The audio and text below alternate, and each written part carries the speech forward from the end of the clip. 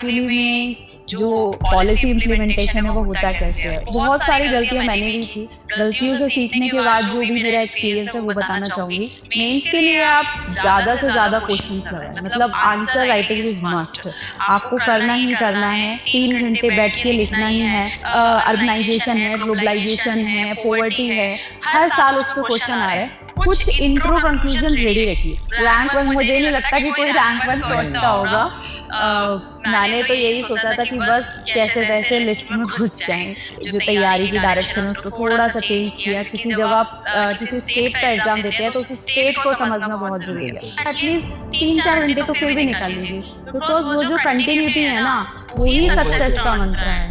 आपको अपना motivation self लाना पड़ेगा कि आपने स्टार्ट क्यों किया था? हेलो दोस्तों, आज हमारे साथ हैं नेहा पांचाल मैम। आपने अभी तक जान ही लिया होगा यूपीपीएससी 2024 रैंक 1, जो एक हाउसवाइफ भी हैं, एक मदर भी हैं और करंट में अभी एक यूपीपीएससी रैंक 1 है। तो आज मैम से जानते हैं कि उनकी जर्नी कैसे रही, क्या-क्या हर्डल्स आए थे, कि उन हर्डल्स को उन्होंने कैसे फेस किया, ये सारी चीज़ें आज मैम से जानते हैं। लेकिन सबसे पहले उनका स्वागत कर लेते हैं। Congratulation ma'am. Thank you so much. Ma'am बताइए अपनी जर्नी के बारे में, कैसे सोचा सिविल सर्विस तरफ आने का? सर, सिविल सर्विसेज़ की तैयारी भी जब मैं अपने कॉलेज में थी, सोचा तो तब से ही था। लेकिन बीच में कुछ फैमिली प्रॉब्लम्स आने की वज़ह से नहीं हो पाया था। उसके बाद शादी के बाद मैंने सोचा कि अब अपना ट्राई देते हैं। गवर्नेंस का पार्ट बनना था सर। जानना था कि एक्चुअली में जो पॉलिसी इम्प्लीमेंटेशन है वो होता कैसे है? एक क्यूरियोसिटी थी कि किस तरह के चैलेंजेज़ आते हैं, जनता के साथ हमें जब हम जुड़ते हैं तो वो किस तरह की परेशानियों को रियल लाइफ में फेस कर रहे हैं। वहीं सबसे सर मोटिवेशन मिला कि सिविल सर्विसेज़ की तरफ जाना। ठीक है, तो आपकी जर्नी कैसे रही? लाइक प्री कैसे आपने कवर किया, मेंस को कैसे किया, इंटरव्यू कैसे किया? क्योंकि बहुत सारे बच्चों का क्वेश्चन रहता है, पता ही नहीं रहता है कि सर प्री की तैयारी कैसे करनी है, मेंस की तैयारी कैसे करनी है। बहुत लोग ये बच्चे बोलते हैं कि प्री अलग करो, मेंस अलग करो। आप क्या सजेस्ट करेंगे उनको? इंटीग्रेटेड होना चाहिए। जैसे मैं बच्चों को बोलता हूँ इंटीग्रेटेड ट्राई होना चाहिए चल हमेशा। बहुत सारी गलतियाँ मैंने भी की। गलतियों से सीखने के बाद जो भी मेरा एक्सपीरियंस है वो बताना चाहूँगी। पहले मेंस तैयार कर ले, बिकॉज़ मैंने ये गलती की थी कि मैंने पहले मेंस तैयार नहीं किया था यूपीएससी के टाइम पर। लेकिन इस बार मैंने यूपीपीएससी में गलती नहीं की थी, मैंने मेंस अपना रेडी रखा था। मेंस के लिए आप ज़्यादा से ज़्यादा क्वेश्चंस लगाएँ, मतलब आंसर राइटिंग इज़ मस्ट।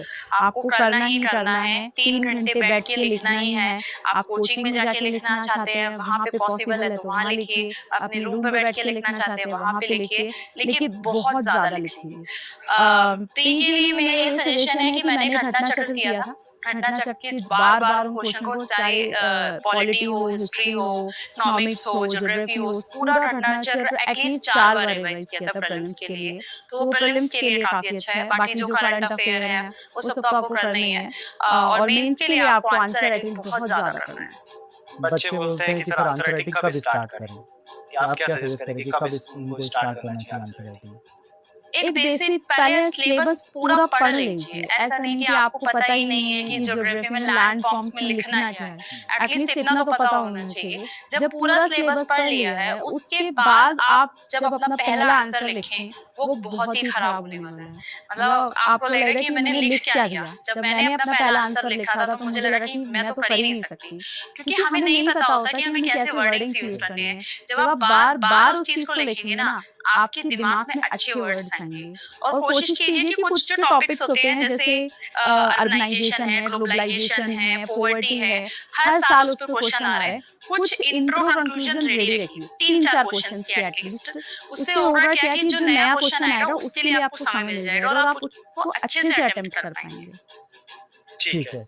आप एक मदर भी हैं, हाउसवाइफ भी हैं, तो कैसे मैनेज किया टाइम को? जैसे बहुत सारी अभी हाउसवाइफ है जो तैयारी करना चाहती हैं, जो तैयारी भी कर रही हैं, लेकिन वो टाइम मैनेज नहीं कर पाती हैं। कई बार आपको पता है हाउसवाइफ होने के कारण सपोर्ट फैमिली सपोर्ट नहीं मिलता है, तो कैसे मैनेज किया इस चीज़ को?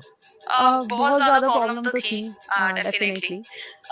मैंने जैसे किया कि फैमिली का सपोर्ट था। मेरी जो बेटी थी कुछ जो जो ज़रूरत की चीज़ें हैं वो तो होती हैं, स्कूल भेजना, उसके बाद मैं कोशिश करती थी कि सब छोड़ दूँ मम्मी पे और मैं अपना पढ़ाई करूँ। मुझे कैसे भी 8 घंटे तो निकालने ही होते थे, कि 7-8 घंटे अच्छी फ़ोकस वाले। ऐसा नहीं है कि कभी ऐसा होता था कि 12 भी हो गए, कभी ऐसा होता था कि 4 ही घंटे पढ़ पाई। लेकिन बैलेंस करने के लिए टाइम टेबल बना के रखती थी कि हाँ, इतनी देर मुझे ये वाला सेक्शन कंप्लीट करना है, पॉलिटी कंप्लीट करना है, इतनी देर मुझे हिस्ट्री कंप्लीट करना है। और दोनों चीज़ों में बैलेंस के लिए फैमिली को सपोर्ट है कि मतलब फैमिली के सपोर्ट के बिना नहीं हो पाता। मेरे इन-लॉज़ हुए, मेरी घर वाली फैमिली हुए, दोनों का सपोर्ट था। क्या रिएक्शन था आपका? पहले सोचा था कभी कि रैंक 1 आ जाएगा? पहले तो हम लोग यही सोचते हैं कि एटलीस्ट लिस्ट में नेम आ जाए। बिल्कुल यही तो सोच रहे हैं रैंक हम। 1 रैंक 1 मुझे नहीं लगता कि कोई रैंक 1 नहीं, सोचता नहीं। होगा। मैंने तो यही सोचा था कि बस कैसे-तैसे लिस्ट में घुस जाएँ और मैं यहाँ थी भी नहीं जब रिज़ल्ट आया, मैं लखनऊ में थी।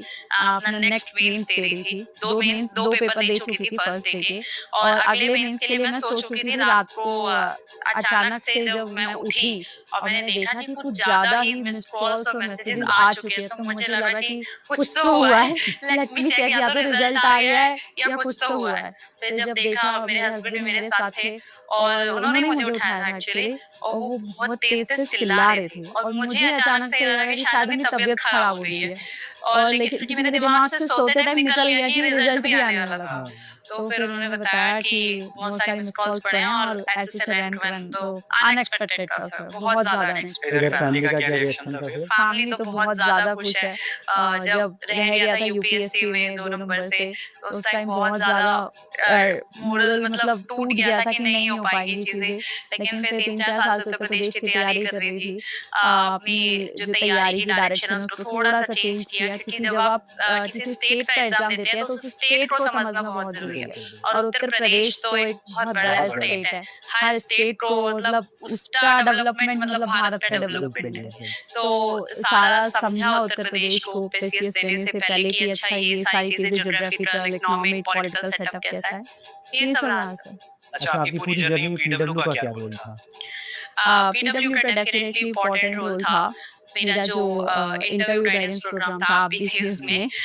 तो वहाँ पे मैंने सर ने मुझे बताया था आफ्टर मेरे इंटरव्यू के बाद कि थोड़ा पेस ज़्यादा हो रहा है, तो उसको थोड़ा कंट्रोल कीजिए, वो थोड़ा किया था उस पे काम। साथ ही साथ जो पेपर 5 एंड 6 होता है यूपी स्पेसिफिक, उसके लिए जो पीडब्ल्यू ओनली आईएएस की जो एक बुकलेट मार्केट में आती है, तो सोर्सेज़ थोड़े लिमिटेड हैं। वहाँ से जो आपकी बुक थी, उसमें से मैंने जो कंटेंट था, उसको निकाल के अपने नोट्स तैयार कर लिए थे।